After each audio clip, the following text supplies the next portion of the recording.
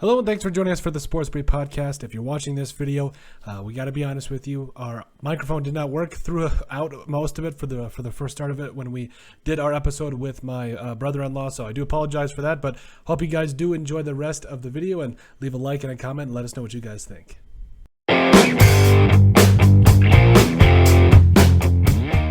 But now we're going to talk about NFL teams that are spending too much and NFL teams that aren't, or at least one NFL team in both regards that are spending too much and not enough money. Jeremiah, what is one team you think that is spending way too much money? Obviously, I don't know if I need to say it, but the Jacksonville Jags for sure. I mean, you look at that Christian Kirk deal, and it nauseous. It's kind of reminiscent of a Trey Flowers deal. I mean, you're tying that much money into second tier player, I guess, in my opinion. And what's your future going to look like when you're putting that many resources towards one player? Yep. That is kind of the no-brainer for me. And another thing was, I felt another player. Now, don't get me wrong, I like Zay Jones. I think he's a really good number 3 wide receiver for the Raiders. Was a guy that I think just barely had over 500 receiving yards last year off the top of my head. But, obviously after the whole Henry Ruggs situation, I just felt like this was one of those things where, he had to step up, him and Bryan Edwards. And Zay Jones was a guy that had 47 catches, 546 yards and a touchdown. And he is getting the same amount of money as DJ Chark.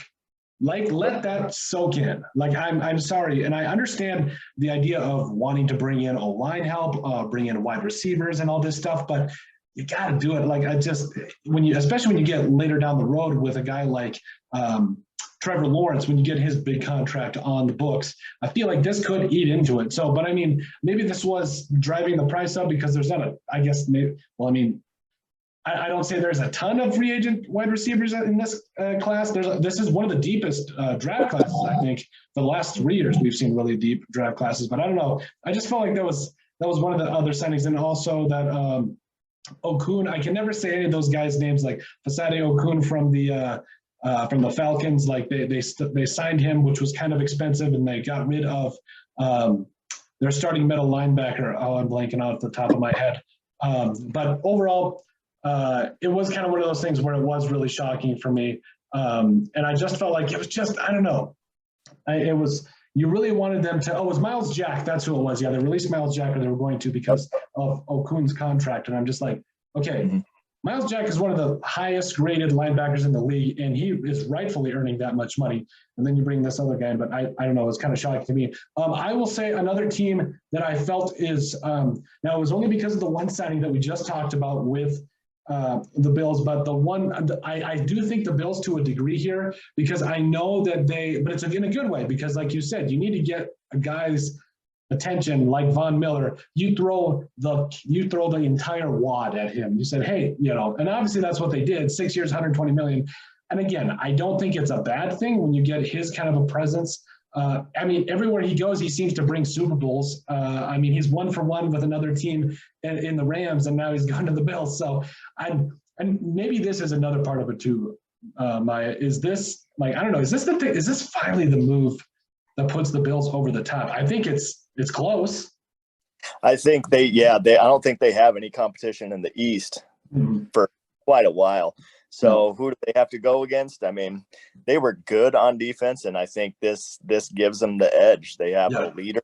They have a proven vet that's gonna maybe take them to the promised land. Yeah, and I feel like, like we said, and we have said it from the very beginning, he's that guy that he's not in the prime of his career, but he seems to have that presence in a locker room and the rest of the way about it. Now, one team that you think has not spent near enough money, I know I can think of, I want to say the Vikings, but I get it. They don't have any money to spend, so it is what it is. But who is a team that you just think that hasn't spent enough money that has, frankly, needed to?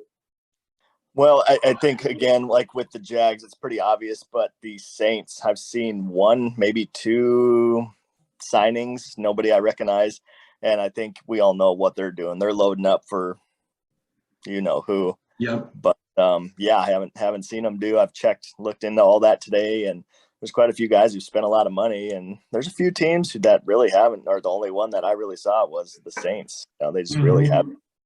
So Yeah, and you're right. I do think to a degree. I mean, they were doing some moves to free up cap space like nobody's business. Towards at one time, I'm just sitting there. I'm like, okay. One day they freed like $8 million with Turn Armstead or the other or Ryan Ramczyk, excuse me. The next day they freed up something like 12 million. I'm like, what are they saving for? This makes me a little nervous. And like you said, we'll get to who we think they're going to, or at least in my mind is agreeing.